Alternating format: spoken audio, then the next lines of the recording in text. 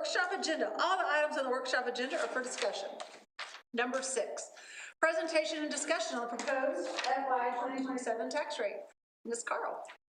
Hello, Mayor, council members. All right.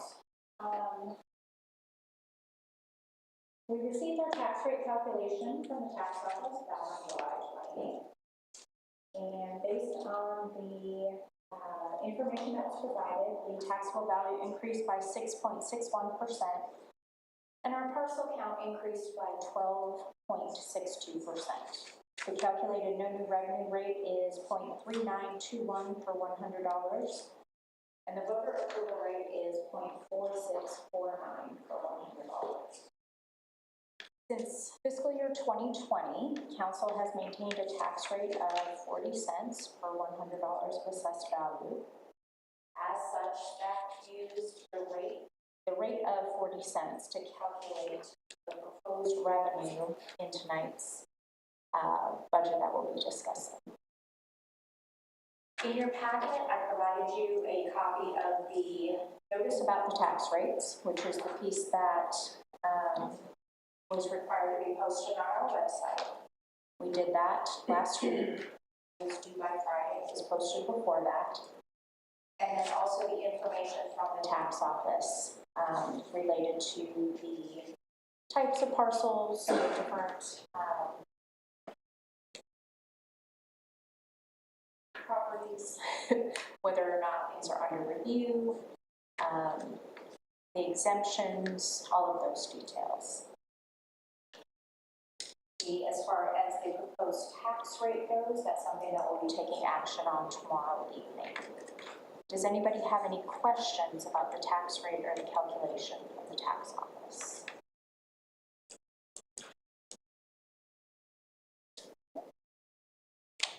Sure, the newest stuff. Okay. All right. Ms. Fox, Mr. Johnson, do you have any questions? No. Thank you, Ms. Fox. Item number 7, presentation and discussion regarding the proposed budget for FY 2027. All right. So there's a few more pages in this this budget than there was at the last workshop, and I'm going to start at the beginning.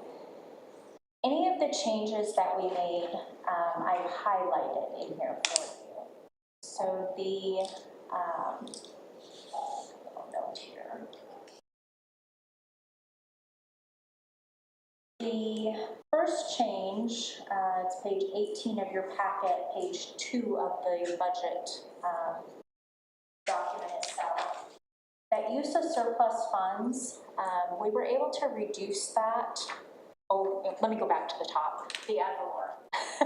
This is where we brought in the calculation from the tax office. As you may recall, those that have been through this process before, when we do the budget, we put in the calculation of that 40 cents, but we only take it at 97%. So that way we're not, that allows it for a few things.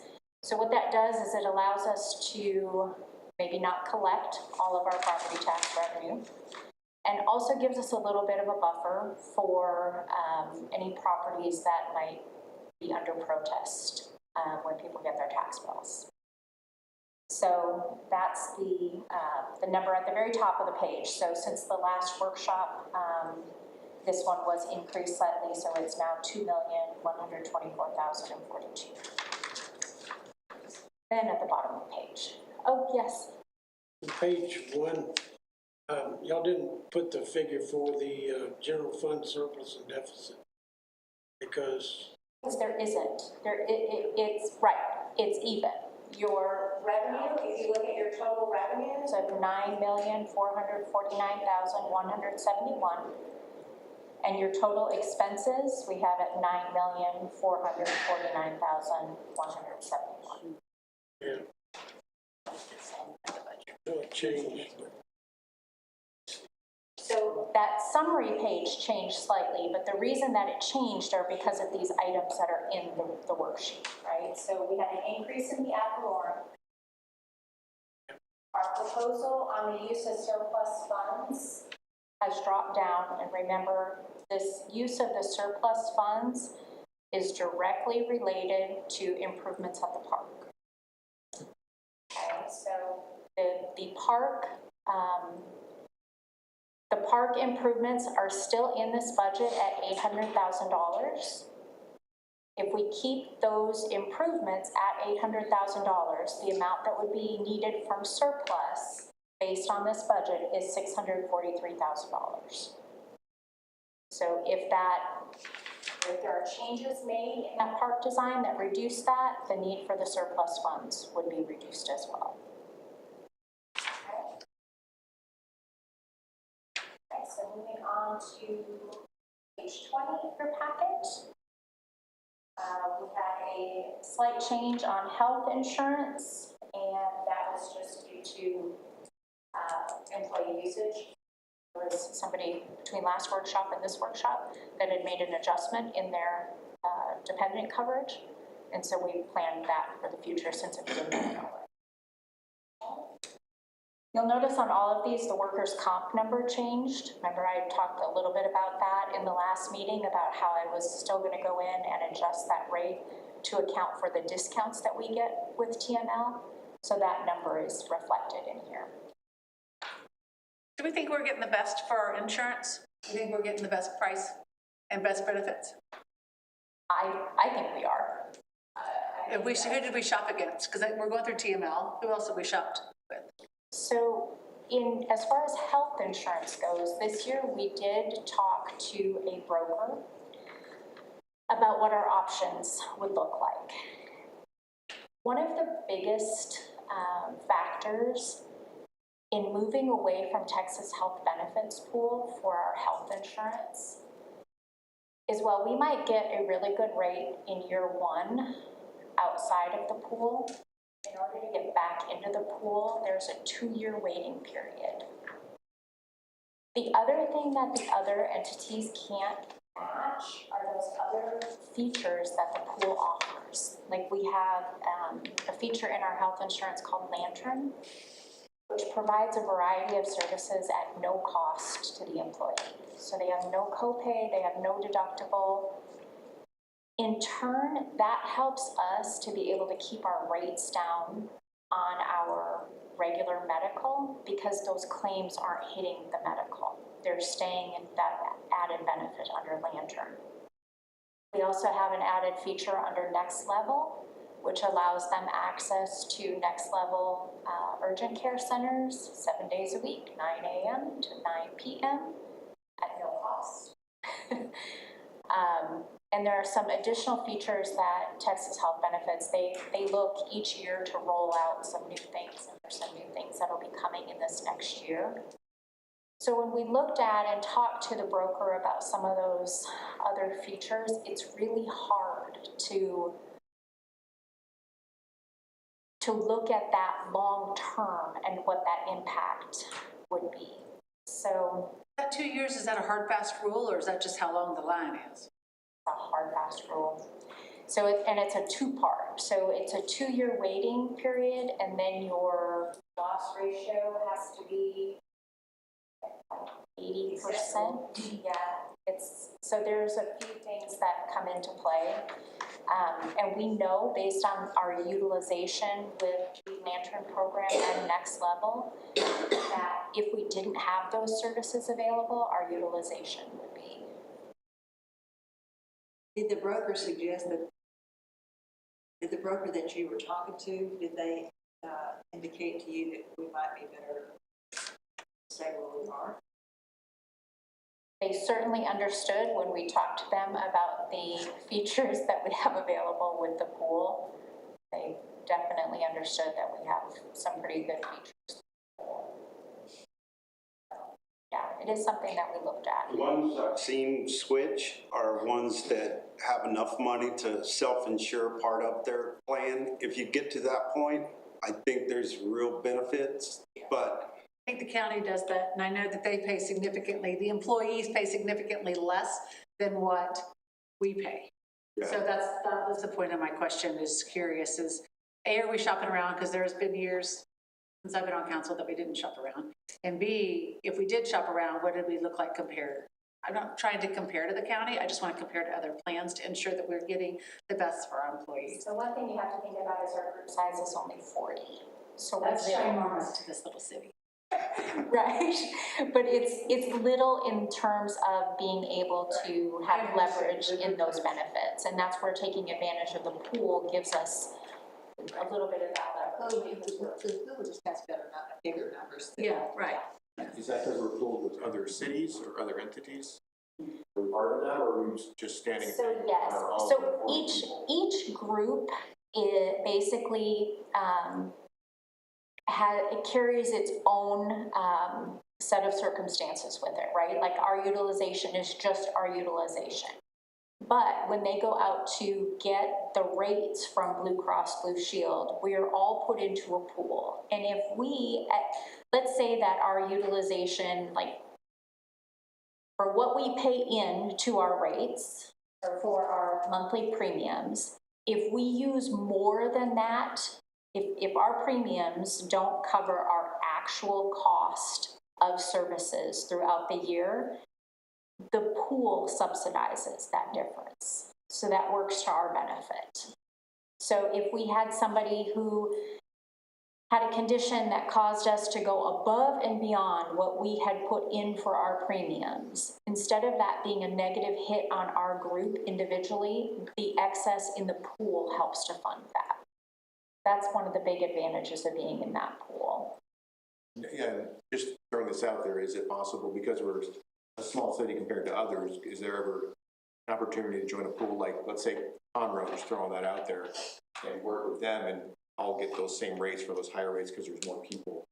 Or whether it be other cities that we looked at making a bigger pool, so it's not just 40 people, which can be expensive. We can but hitch our joining- wagon to another town, but because they go, it's like you're either in the pool or you're out of the pool. Yeah. Yeah. I mean, I'm just something to consider. I don't know the numbers, but I know Yeah. that is. Yeah, and to Brent's point, what you normally hear, like when we're at conferences and so forth, what you hear in the difference, those that are not with the Texas Health Benefits Pool are typically self-funded. There's very Large cities or large cities. There are a lot of the MUDs and others that are part of TML, but they go in TML as a group, so they get the better prices because they're. There's head count, let's don't get. Yeah, that you have a little more power when you have more people. Yeah. And that is something, I mean, I don't know up here, but for example, in the city, you know, the Memorial Villages and all, they all pool together because they're all small villages. And they go in with the water district and the fire department, so they create a number of heads. And that's what I'm throwing out, is that Yeah. is ever an option if we've ever looked at that kind of situation.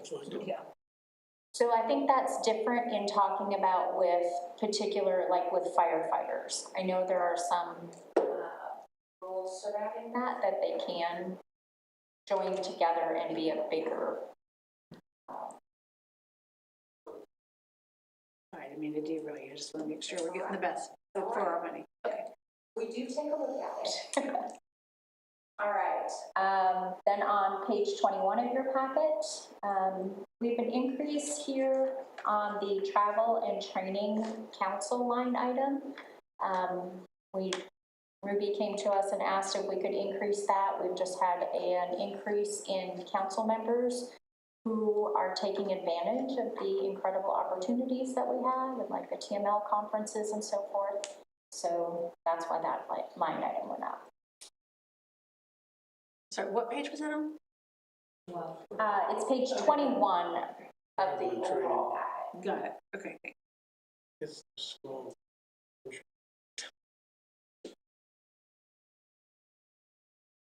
The use. All right, page 22 of the packet starts us with the police department. And you'll see those first 7 lines there are all related to payroll costs. And the adjustment here is related to an increase in promotion and structuring in the department that was not included in the last workshop. So there's a few questions. I'm sure that Chief would be happy to address them, but that's what those numbers reflect. Well, I just have one thing, I'm not disputing the figure or anything, but you made another line item for protective gear that wasn't in last month's budget. And if you turn over to the next page, council member, you'll see that the capital outlay ballistic vests and shields was reduced to $0. Because we moved that line item, Chief asked, he said, can we please move that out of ballistic vests and shields and put those funds under protective gear? So that's what we did. So it didn't change, that didn't change the bottom line at all. It just represents that expenditure better. It's not, he's not spending money on this. You made another line item instead of it being under, because uniform and safety equipment, to me, that's protective gear. And part of the reason that we did that protective gear is you see the officers wearing. Yeah. We purchased protective gear for each officer that comes in. The last two of the two officers, I don't think anybody has to be replaced right now except for Sergeant Byers. Also, the DOJ gives us back 50% of whatever we spend on that. So we put in the $8,000, say we spend $4,000 on that, they give us back about $2,000. So they give us 50% of that money back. And so, if we're done with that topic, but the health insurance is up 32%. Is that additional employees, and the same thing with adding family, or what?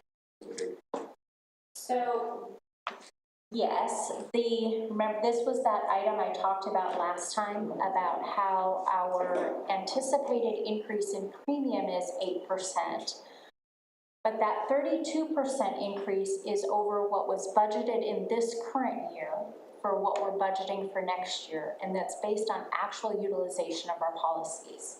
So last year, we may have had more individuals who were just on employee-only coverage, and this time we have people who are bringing on dependents.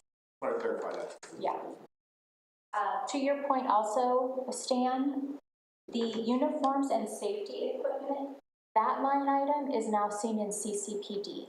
So that's why that's $0 in the general fund. Any other questions on police? Right. On page 24 of the overall packet, Public Works, you'll see an adjustment on that workers' comp premium, again, just due to calculating with the savings.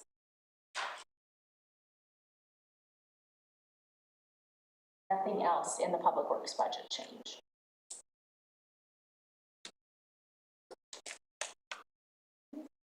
Page 27, on court, the only thing that changed again was the workers' comp.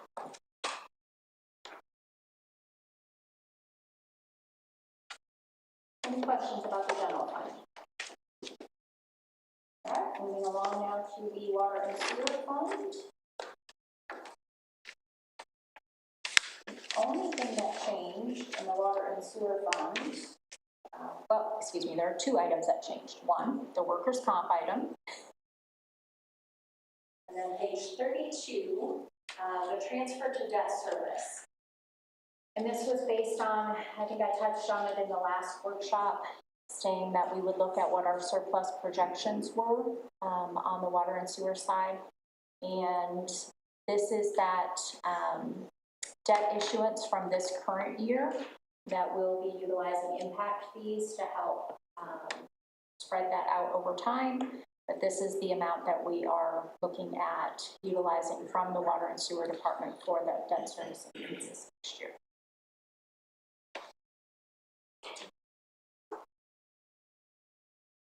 All right, so now some new pages that you have not seen in the last couple of workshops.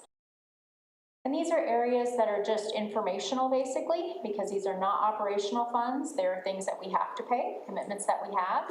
So debt servicing being the first one here. So this gives you the breakdown of what we expect to bring in the debt servicing world. Whether it's from the ad valorem, transfers in, you see the transfers in from the water and sewer fund. There's also a transfer in from CCPD.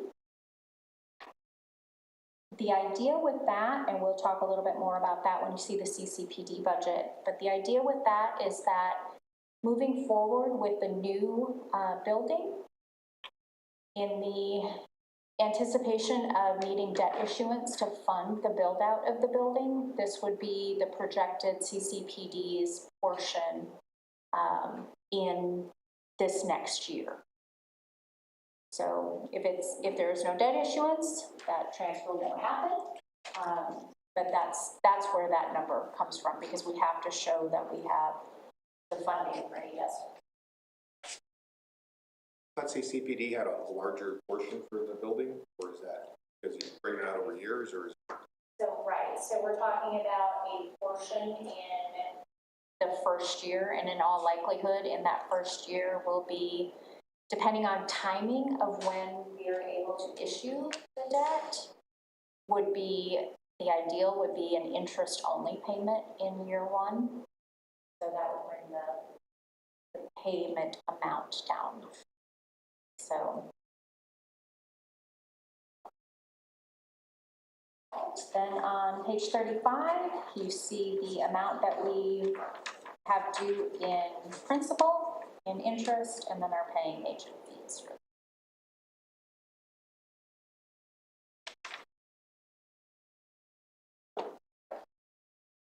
Any questions on that?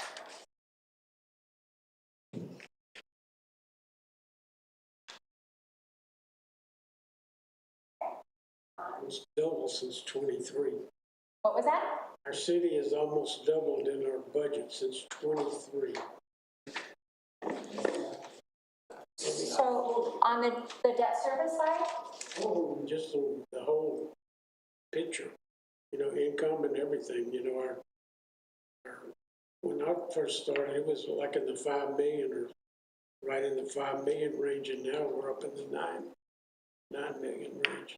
Income, everything is going up, which is a good thing. We've had a lot of growth. We've had a lot of growth since I started 3 years ago. We had roughly around 1,100 utility accounts, and this last month we had over 1,400. So 2018, my first year, we approved a $3.2 million budget. Well, we're on Band-Aid. Now we're back up. That's right. all right, page 36 is MEDC revenue. We've got their sales tax revenue. And the big one that you see on there is the use of surplus funds. And this is to fund the McGowan Street project and the remaining portion of the wayfinding project. So that's where they've been putting the funds aside and putting them aside and putting them aside, and now we're using it on these big projects. And those are going to be installed when? The road? Wayfinding. Oh. In the- Starting on the 17th, they're gonna put all the ones on the outside, then they're gonna put the parking signs downtown, 17th through, 17th of August, as in like Yeah. this Monday? yeah, 17th through, I think, I don't know, like 5 days to get the concrete poured and get the signs that they created. I should have brought you a picture of one, but, you know, coming into Montgomery, You look good. it's impressive. They're way bigger than I was like, okay. You have a wrap. They got to Montgomery. You have a wrap. Good. But very pretty, very Good. pretty. Good. Red and, you know, flag colors, of course. All right, and on page 37 are your expenses for MEDC. You'll see the two transfers in there, the transfer to capital for McGowan and for Wayne.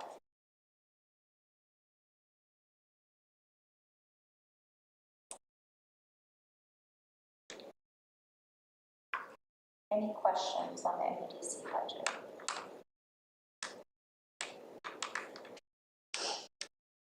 All right, next page is CCPD. You'll see their revenue mirrors the MEDC revenue.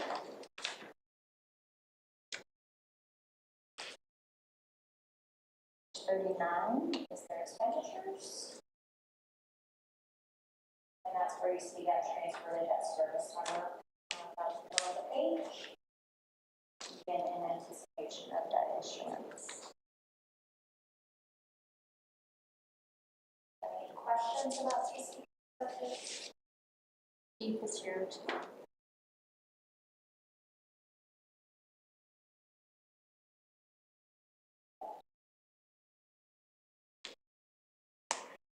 All right, and the next ones are fairly the PID revenue. You may recall we get a presentation by Coates Rose annually.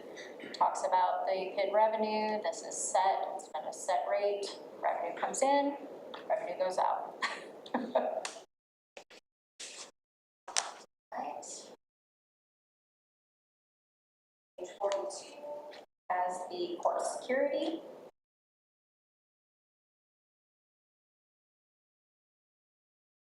The revenue, and we do budget a small portion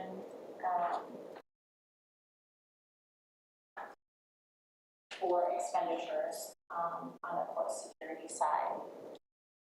Again, those are special revenue funds, so those are very specific. We can only use those funds for a very small list of items.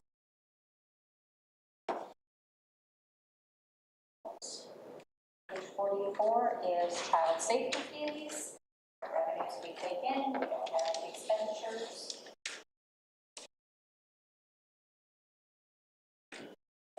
The next one, which is the truancy fund.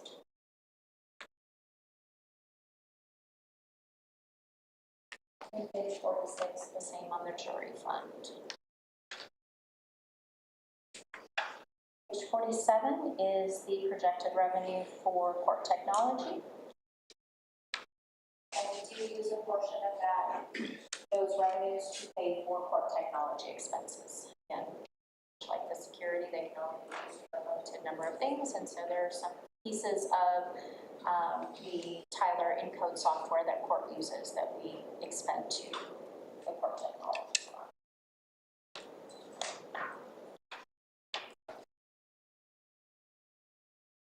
Right. Page 49 has the hotel occupancy.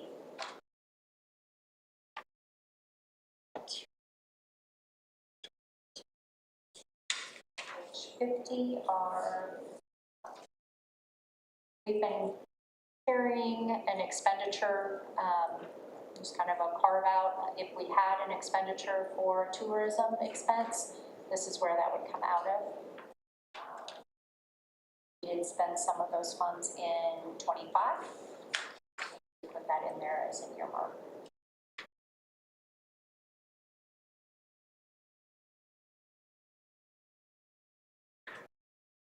Page 51 is police asset forfeitures. One of those things we never count on getting anything, but you do get a little bit of interest revenue because of funds in that. So we put that in there. Can you use that only for specific items? I mean, you're rich, but like, what can you use those funds for? Chief, your asset forfeiture funds, they're kind of restricted too. We don't get to just use them on anything. It's kind of restricted to actual police What stuff. can you use those for? Really never used it. Right. Well, I mean, it's not ginormous, but just curious. Build up, 'cause each year, you never get the same amount each year. And so when you're looking at spending it, yeah, it would be training, some type of equipment, but we just never spend it. Okay. I work for a place, spend it. We just kind of let it build up. We always used it on ammunition. Yeah. I mean, and training things and things like that. And Yeah. we already had the ammo and all the things that we need in that section. Yeah, 296. 296, boy, you gotta knock yourself out with that one.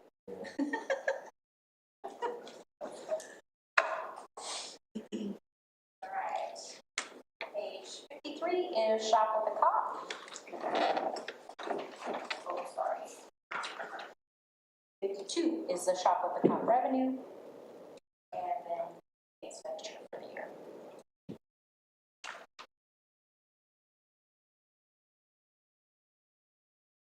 And then page 54 is a snapshot of the Capital Projects Fund. This is one of those things we've talked about in the past and trying to be able to show this information that corresponds to the big spreadsheet we get from WGA with all of the projects. So what we did here is we went ahead and broke it out. I'm going to talk about the expenditure side first, so the bottom half of this page. We put the expenses in here based on the projects that, the category that each project is in. So water, sanitary sewer, storm sewer and drainage, roadway. And then the McGowan Street, which is being funded from MEDC, wayfinding funded from MEDC. And that transfer to debt service. That's that impact fee that I was talking about of utilizing impact fees. Those impact fees are housed in Fund 200. And so if we use those funds to pay for debt servicing, this is where you see that. We only looked at what's happening in next fiscal year as far as the expenditures go.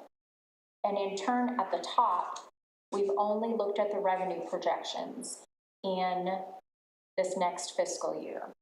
So other funds or reserves, transfers from this current year's certificate of obligation, we expect to spend $24,941 of those funds in this next year for the projects that are outlined below. And you have the transfer in from the general fund. We have streets that were funded. You recall that you saw that in the Public Works Department in the general fund. This transfer in for impact fees. Impact fees, when they're receipted in, come into the water and sewer fund, and then we transfer them back out to capital. And you have the EDC, 2 transfers, and developer contributions. So when you look at that big spreadsheet from WGA, and it talks about projects that are funded, I'm going to say BCS's project.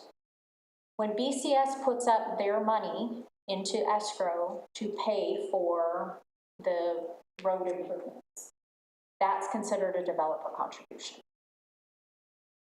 So you will see between the revenue and the total expenses, there is a slight delta in there, and that's was covered on the WGA big spreadsheet when they came and talked to us about the capital. There are things that they're looking for under House Bill 500. They're looking for other funding sources for some of our projects. So there are some different things that happen along the way, right? Like we've got, there's potentially some options. We can always push pause on some of those projects if we don't get to the point where those projects are fully funded. But we don't have a revenue stream to be able to say, this is where it is right now.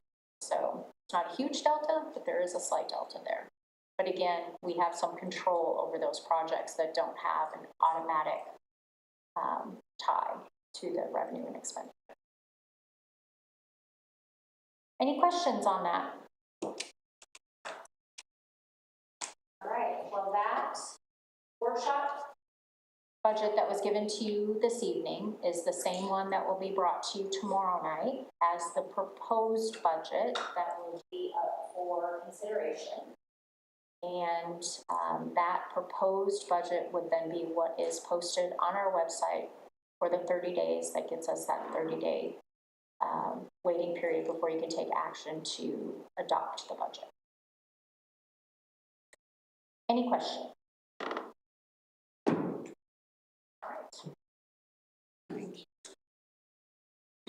Number 8, presentation and discussion by Tellepsen regarding the proposed budget for the Municipal Complex Project.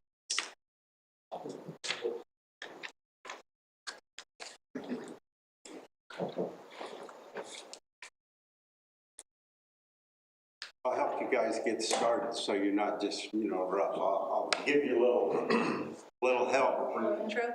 Just so you guys remember where we are in this is all pre-construction still. The architect has worked through this quite a bit, and we're working towards the guaranteed maximum price.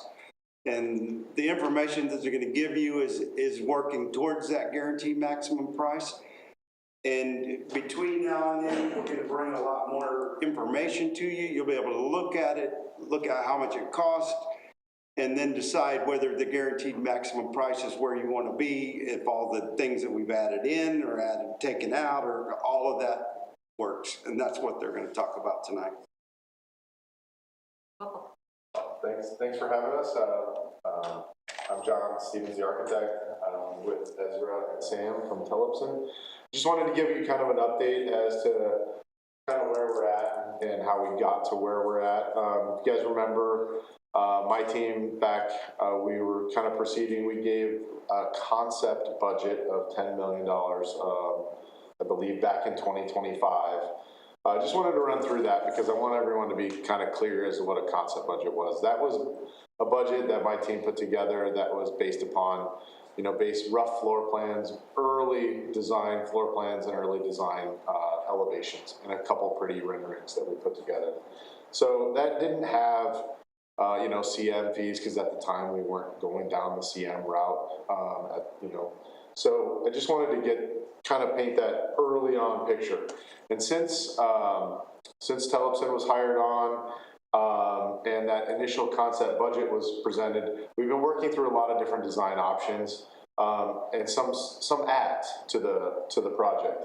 One ad that I wanted to kind of highlight was, we worked with Brent, and Brent suggested adding a lot more parking. There's a lot of redevelopment going on in downtown Montgomery, and redeveloping that parking lot.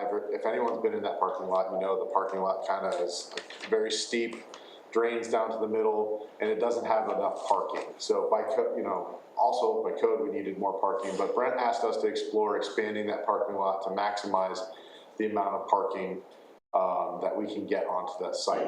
So that was something that was added after the initial concept budget. Since then, we've also got the entire design team on board. We have our structural engineers, mechanical, electrical, and geotech. I know Brent has kind of informed you a little bit. We've been struggling with the geotech report. Terracon has been fine to work with. There was just some interpretations of the soil conditions out there that we've been working through. For instance, the initial report stated that they wanted us to go 12-foot caissons with bells inside the building. So we've been really working to kind of hone that in and try to bring that in. My team, we factored in spread footings, shallow foundations and spread footings. So you can kind of see the difference of just the cost opinions of what that would be. 12-foot deep.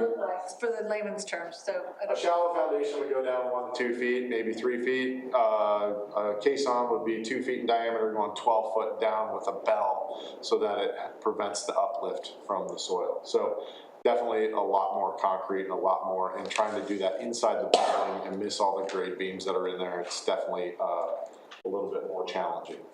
Also, for the addition of the building that we're putting on where the lumber storage yard is, the soils are really terrible out there. We did not know that at the time. They're asking us to dig out 78 inches and bring in 78 inches of engineered fill. And we still at that point have to do some caissons with a combination of shallow foundations and caissons there as well. So those are all things that we found out in the last really like 6 months of this project once we got geotech involved. So we're working together as a team. We've had just hundreds of calls, teams calls, working to to design these systems.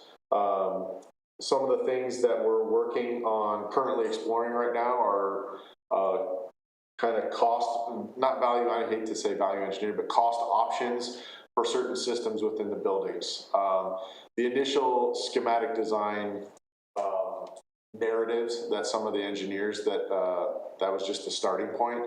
We started off with a VRF system. That's a really nice system for mechanical, but it's also a really expensive system. So we're looking at cost options of going to package rooftop units. We believe as a team that's going to get you a really nice product, and there'll be some cost savings there. So we're kind of evaluating that. Another option that we're looking at was from the electrical side of things. The initial narrative stated they wanted a 2,500 amp service.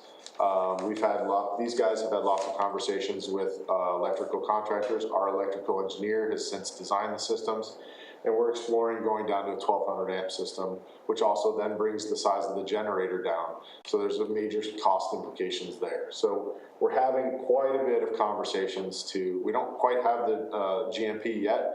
These guys are working on it. We're working together as a team to kind of bring that all in. So I just wanted to give you an update I know a lot of people have had conversations with Brent Tellepsen and the mayor about the $10 million budget. I just wanted to kind of give you an update as to where that was a starting point and some of the things that have been added to the project since that has taken place. Has the, everything seems to be going up, has that impacted some of the items that would be used? I mean, materials obviously have impacted. What's that impact look like? Oh, I mean, definitely the things that are going on around the world have definitely an impact. I can't speak for Tellepsen, but we do own a steel company and we've seen our prices rise. I know for a fact that concrete, I mean, anything that has gasoline, petroleum based, they're going up. So that could change, that could get worse, so those are all kind of commodity that we're seeing in the, I'll let Sam talk about that as well. One of the things that we look at is the producer price index, and they're typically 2 months behind, but in May, that was 1.3% month over month. And we haven't seen that type of trend since we were in the midst of the pandemic. Another driver of escalation that we're seeing are data centers, and they're just creating a vacuum of supply. They're sucking up supply and labor. So in addition to what we're seeing around the globe, data centers have been a real challenge for us to project escalation. There. Question, so all these additional costs that you've seen, how much are you trying to offset based on it? Like, do you have an estimate of what these additional things cost? Are we talking $1 million and you got to reduce $1 million on the side, or what are we playing with if we're trying to stick with around that number? Councilmember, I definitely don't want to be evasive, but we're literally looking at every aspect, every component with not just McFay, but all of their engineers. And we'd like to target, millions of dollars if possible. We're looking at every last component, system, foundation. We're looking at the envelope, we're looking at the skin. The site has been a big point of topic with storm utilities and some of the reroute with fire and water. But there's no stone, there's no aspect of this project that we're not, with positive tension, challenging one another. What is the best idea? What is the best, most efficient manner?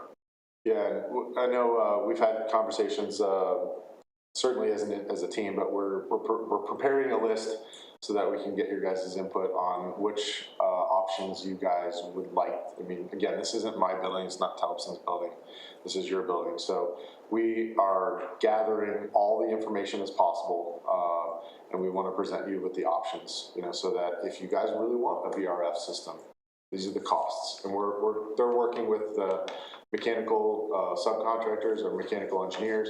We're meeting with electrical contractors. We're trying to get pricing so that we can present these options and give you the most accurate pricing possible. So right now, yeah, we want to present you an update, but I don't want to sit here and say it's a $3 million savings. We don't have that information just yet. So we're working on it. Question: if you quote us $5 million, and then that's with today's pricing, but the war ends and it goes down to 4.2.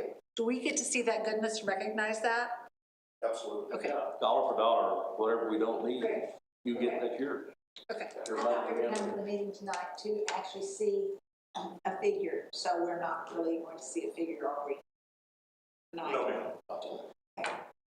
Just to reinforce what John had mentioned about going down to 1200 amp service with a generator. This facility will be, designed with a generator to make it an emergency operating facility. So just want to make sure y'all understood that's what we heard y'all wanted. That's what you'll be getting. And that's I'm working alongside with these guys to execute, to make sure that you guys have the best building possible, Do you think that you will have a price for us? I'll defer to these guys. Our target is the next working session. I'm not so concerned with the price right now. I'm concerned about the fact that it seems there's a subsidence issue, and we have various ways to try to solve it. Because if we do have that kind of issue and the soil the foundational support of it isn't as sufficient as what we need to keep the building from sinking, that we've got a couple of alternative plans to fix it. I mean, that's the way you're sounding to me like somebody says there's The a, geotech report was really more concerned about swell than it was about subsidence, that the clay there has got a potential vertical rise of maybe 4 inches. The industry standard is to keep it below 1 or below. And so the option that we already have talked about with them is doing they call it a chemical injection of a I've lost the word. But there's a product that they can put in there that basically locks that clay up so it will not swell up, it will not swell down. It's more expensive than a typical, even more expensive than putting a select fill in there and taking the dirt out and putting select fill back in. The whole idea about the select fill is that you stabilize that 78 inches and it's no longer got that swelling potential or sinking. okay. So yeah, we're looking. So it's really stabilizing that foundation and ensuring that there's no. Yes, ma'am. Yeah, and that's been the It's drive. important, right? And that's, It's literally driving the entire project. right. And so my understanding from Brent is too, is y'all had to go and drill down and drill in the concrete and everything to find all that, which was something that was not anticipated. The extent of it wasn't. Yeah, the extent of it, sorry, that was gonna happen, but the extent of it, yeah. The deep caissons, just for everyone's information, Jim's Hardware, their existing foundations only go down 7 feet. They're asking us to go down 12. So those are the things that we're working through. And obviously my team, when we were doing the initial concept budget, we were just factoring in shallow foundations, going down a foot or two, with spread footers and, having to do 78 inches of fill, 12-foot caissons, and grade beams. That's something we wouldn't have known until we had the geotech on it. So, but we're working, we're trying everything we can to give you guys the best bang for the buck and ensure that this building is something you'll be very proud of. So, and I'll have tomorrow, my interior designer and I were down here. We were having an interior design charrette with the team that we've been working with. We'll have some updated renderings, some updated floor plans, and kind of the fun, sexy stuff to show tomorrow. And then, you'll get an update as to kind of where we're at in terms of the building design and everything tomorrow. Like the front facade. Yeah, the front facade's part of it. You'll have some more renderings.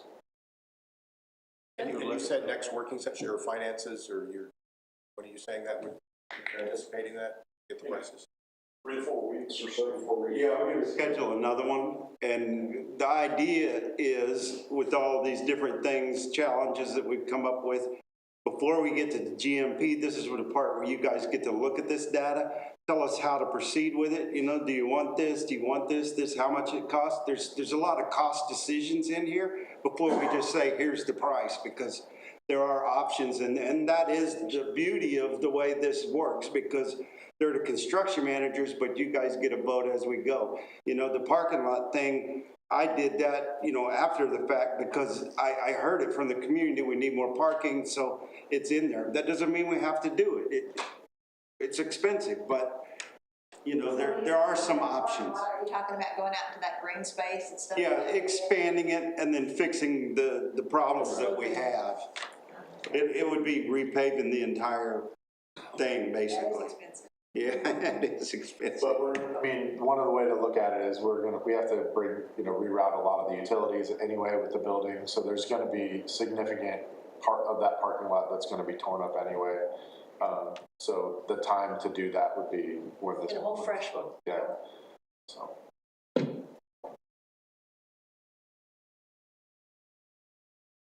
Well, I'm sorry, guys, but I didn't bring what I thought y'all were bringing tonight for me.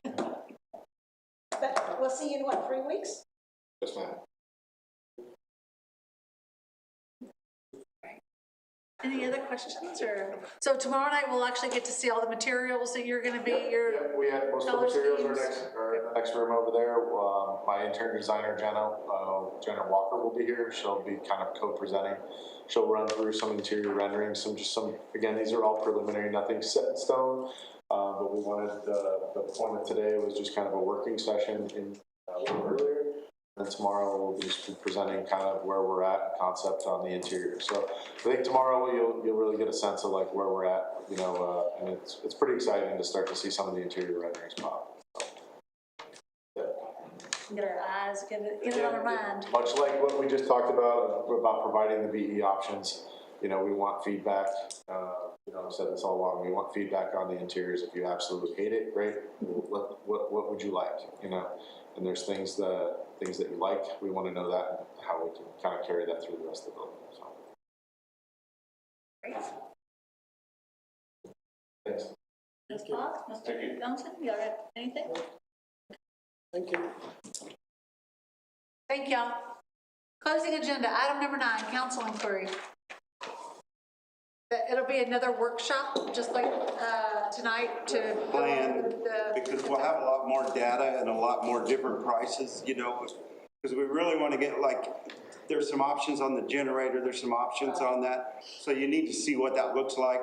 We're going to put together how we're going to pay for this. We'll look at the way the CCPD works and then the part that'll be the general fund. We'll look at how that involves all sales tax and not property tax, and we'll break that all down to the full project. Because when we get to the guaranteed maximum price, that's when you guys are going to vote for that price. And that's the not to exceed price, but it can be lower than that. The construction manager, that is their job. They give us that guaranteed price and they deliver the project no more than that price, or it costs them money. Yeah. I need to understand from a, you know, novice perspective, you know, what's the difference if we change the amperage from 2,500 to 1,200? What are we losing or gaining by using either one? I mean, because I wouldn't understand that, you know. Yeah, we'll get you all that at that meeting. We'll outline all that. The pros and cons of the pros changes. and cons of that. I will tell you that the 2,500 amps was given as a kind of a placeholder and a place to start based upon historic data from the engineer. He said we've done other city halls, and this is where it kind of aligned with. But once they got into actually designing it and talking with some electrical contractors in the area, it's been determined that we can still meet the letter of the law for the building, have some room for future expansion, and that provided, we think, some significant cost savings. You know, certainly you're doubling the size of the electrical service, so there's some definitely cost savings there, and we feel that it's very viable to look at, and if it saves us a significant chunk of money, and you still have the building that we all want, then we feel like that's something we should look at. And I think it's pretty common that the engineers start out a little bit conservative, but once they start to have definition around the mechanical system, the equipment, and they start to map out their circuits, they get a lot closer to what reality will look like. And obviously, you know, having electrical contractors look at it to provide some preliminary pricing that helps versus, you know, a software. You know, they know real-time pricing, so that helped. Anything else for council inquiry? All right, number 10, items to consider for placement on future agendas. Who gives us the date for that workshop? Number 11, I'll entertain a motion to adjourn. Make a motion to adjourn. Motion by Ms. Fox, second by Mr. Glazier. All those in favor of adjourning say aye. It is 6:55, we'll adjourn this meeting. Thank y'all.